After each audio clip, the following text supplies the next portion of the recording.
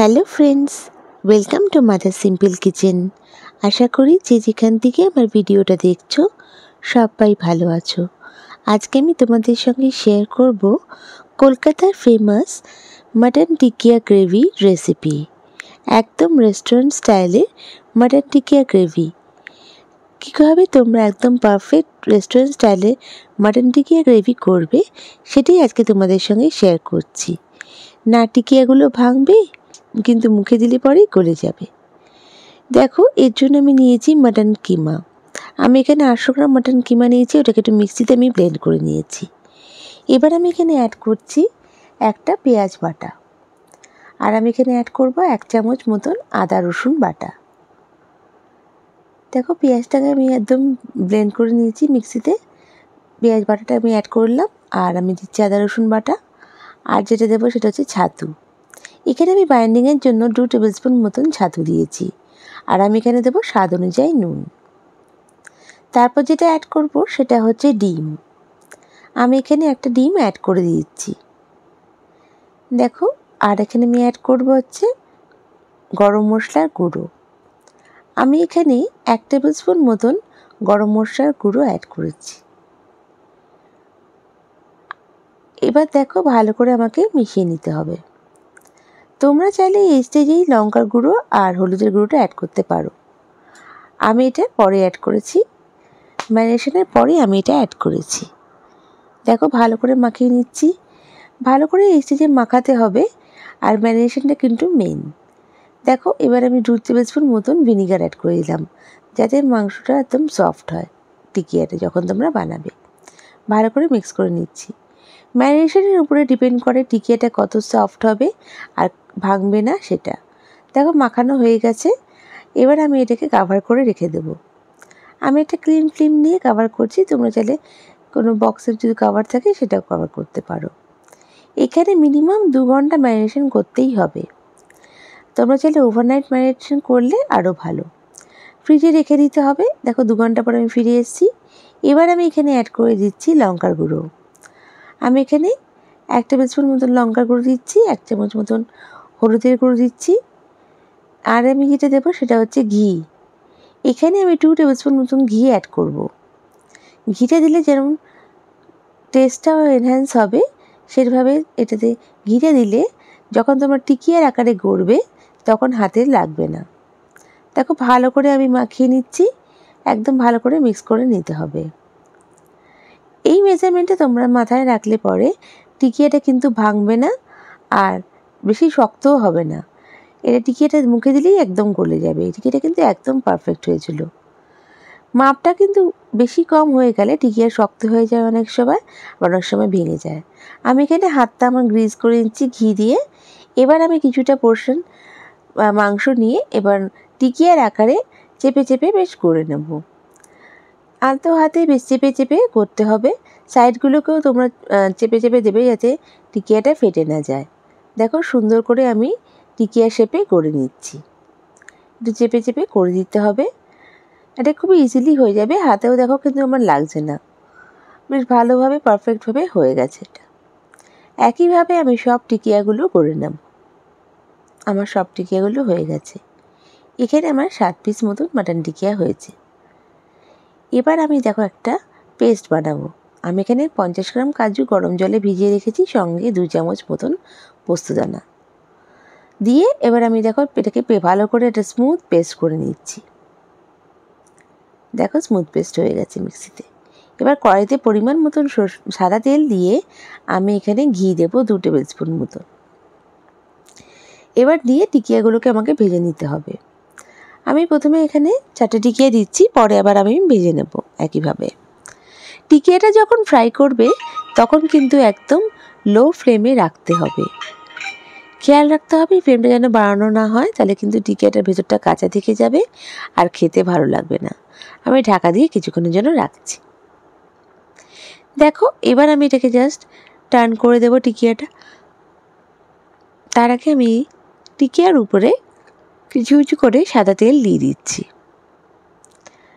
দেখো, এর ফলে টিকিয়াটা বেশ ভালো ভেতর থেকে বেশ ক্রিস্পি হবে, ভালো ভাজা হবে। দেখো আমি এটাকে তেলটা দিয়ে দিলাম। এবার আমি এটাকে টার্ন করে নেব, কিছুক্ষণ রেখে আবার উল্টে নেব। জাস্ট এটা 2 মিনিটের জন্য আমি ঢাকাটা দিচ্ছি কিন্তু। এবার দেখো টিকিয়াটাকে আমি জাস্ট এটাকে উল্টে নেব। ভালো করে টিকিয়াটা ফ্রাই করতে হবে, বেশ লাল লাল করে ভাজতে হবে। এখানে টিকিয়াটা একটু হালকা পোড়া পোড়া ভাব হলে কিন্তু ভালো হবে, যেরকম দোকানের টিকিয়াটা হয়। আর একদম যদি তোমরা অল্প ফ্রাই করো তাহলে টিকিয়াটা ভেঙে যাওয়ার চান্স থাকে।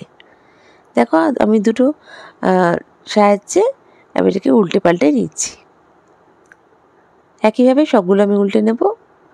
আবার আমি কিছুক্ষণ পর এটাকে কিন্তু টার্ন করে নিচ্ছি। দেখো কি সুন্দর কালারটা এসছে। টার্ন করে নেওয়ার পর দেখো মাঝখানটা একটু কিন্তু কালারটা অন্যরকম আছে, মানে কালারটা কম আছে। আমি আবার ওখানটায় কি করব, আবার একটু গরম তেল আমি কিন্তু দিয়ে দেব, তো যাতে সুন্দর একটা কালার আসে। যেরকম রেস্টুরেন্টের টিকিয়াগুলো দেখো তোমরা, ঠিক ওরকমভাবেই হবে কিন্তু। একদম সুন্দরভাবে টিকিয়াটা হয়ে যাবে।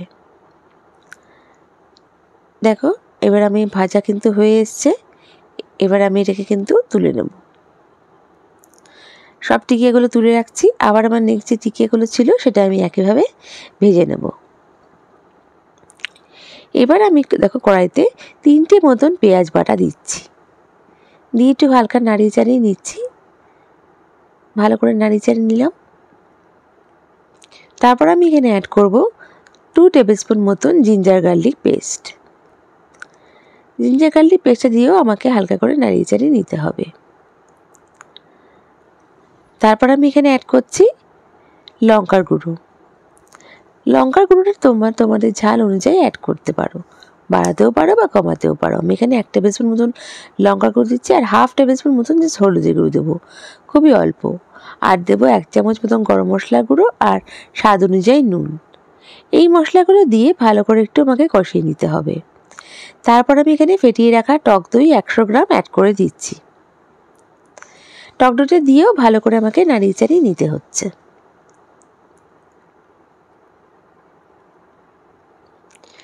দেখো ভালো করে একটু কষিয়ে নিয়েছি। যখন বেশ কালারটা একটু চেঞ্জ হয়ে এসছে তখন আমি এখানে অ্যাড করে দেবো 1 টেবিলস্পুন মতন ছাতু। ছাতুটা এই স্টেজে দেওয়া মানে এটা কিন্তু একটা ম্যাজিক ইনগ্রিডিয়েন্টস বলতে পারো। ছাতু দেওয়ার সঙ্গে সঙ্গেই দেখবে তোমার যে গ্রেভির যে টেক্সচারটা পাল্টে যাচ্ছে। এরপর আমি এখানে অ্যাড করে দেবো কাজু বাদাম পোস্ত বাটাটা, আর একটুখানি জলটা দিয়ে দিচ্ছি। আমি মিক্সিটা ধুয়ে জলটা দিয়ে দিয়েছি। ছাতু দেওয়ার ফলে তোমাদের টেস্টটা রেস্টুরেন্টের স্টাইলের মতন হবে একদম। রেস্টুরেন্টের গ্রেভিতে যে স্বাদটা হয় সেটা তোমরা অনায়াসে পেয়ে যাবে। দেখো এবার আমি এটুকু হালকা করে নাড়িয়ে চাড়িয়ে নিচ্ছি, ততক্ষণ কষাবো ততক্ষণ না তেলটা ছেড়ে আসছে। দেখো এখানে তেলটা ছেড়ে এসছে, আমি একটু আবার ভালো করে হালকা নাড়িয়ে চাড়িয়ে নিচ্ছি। তেলটা যতক্ষণ না ছাড়বে ততক্ষণ কিন্তু তোমরা জল অ্যাড করবে না। আর এখানে গরম জল আমি অ্যাড করব, আর জলটা একটু বুঝে অ্যাড করবে যতটা তোমরা গ্রেভিটা রাখবে। গ্রেভিটার থেকে যতটা রাখবে তার থেকে একটু বেশি জল অ্যাড করতে হবে, যত আমাদের মাটন টিকিয়া দেওয়ার পরে কিন্তু গ্রেভিটা কমে যাবে। দেখো আমি পরিমাণ মতন দিচ্ছি। আর টিকিয়াতে কিন্তু খুব বেশি গ্রেভিও ভালো লাগে না, একটু মাখো মাখো হবে সেরকমই কিন্তু টিকিয়াটা ভালো লাগে। দেখো আমি হালকা করে নাড়িয়ে চাড়িয়ে নিলাম। এবার যেটা আমি অ্যাড করব সেটা হচ্ছে গোলাপ জল আর কেওড়া জল। আমি এখানে প্রথমে 1 টেবিলস্পুন মতন গোলাপ জল অ্যাড করব, আর 1 টেবিলস্পুন মতন কেওড়া জল অ্যাড করব। আর যেটা দেবো সেটা হচ্ছে জাস্ট 1 ড্রপ মিঠা আতর। মিঠা আতরটা কিন্তু খুব বেশি দেবে না, তাহলে গন্ধটা উগ্র হয়ে যাবে আর খেতে কিন্তু ভালো লাগবে না। জাস্ট আমি এখানে 1 ফোঁটা মিঠা আতর দেব, খুবই কম পরিমাণে মিঠা আতরটা দিতে হবে। দেখো আমি জাস্ট 1 ফোঁটা দিয়ে দিয়েছি। এবার আমি এর মধ্যে অ্যাড করে দেবো টিকিয়াগুলো। টিকিয়াগুলো দিয়ে খুব বেশি ফোটানোর দরকার নেই, জাস্ট 2-3 মিনিটের জন্য আমি টিকিয়াটাকে ফুটিয়ে নেব। দেখো আমার রান্নাটা কিন্তু একদমভাবে রেডি হয়ে এসছে, একদম রেস্টুরেন্ট স্টাইলের মাটন টিকিয়া গ্রেভি। টিকিয়াগুলোও ভাঙেনি, আর যখন আমি এটা রান্না করার পরও আর গ্রেভিটাও একদম কিন্তু পারফেক্ট হয়েছিল। জাস্ট কিছুক্ষণ আমি হালকা 2-3 মিনিটের জন্য ঢাকা দিয়ে রাখছি। আমার রেসিপিটা কিন্তু প্রায় রেডি হয়ে গেছে। আমি এবার এটাখানে ঘি দিয়ে 1 টেবিল স্পুন মতন ঘি দিয়ে সার্ভ করে দেবো। বন্ধুরা, আমার রেসিপিটা যদি ভালো লেগে থাকে প্লিজ লাইক করো, আর নতুন বন্ধুরা আমাকে প্লিজ সাবস্ক্রাইব করে আমার পাশে থেকে যেও। বেল বাটনটা প্রেস করো যাতে আমার রান্নার নোটিফিকেশানগুলো সবথেকে প্রথমে তোমরা পেয়ে যাও। আর বন্ধুরা, তোমাদের কমেন্টের জন্য অসংখ্য ধন্যবাদ। আর আমার এই রেসিপিটা কেমন লাগলো আমায় কমেন্ট করে নিশ্চয়ই জানিও। নেক্সট রেসিপি নিয়ে আমি আবার হাজির হয়ে যাব। তোমরা সবাই ভালো থেকো, সুস্থ থেকো, বাই।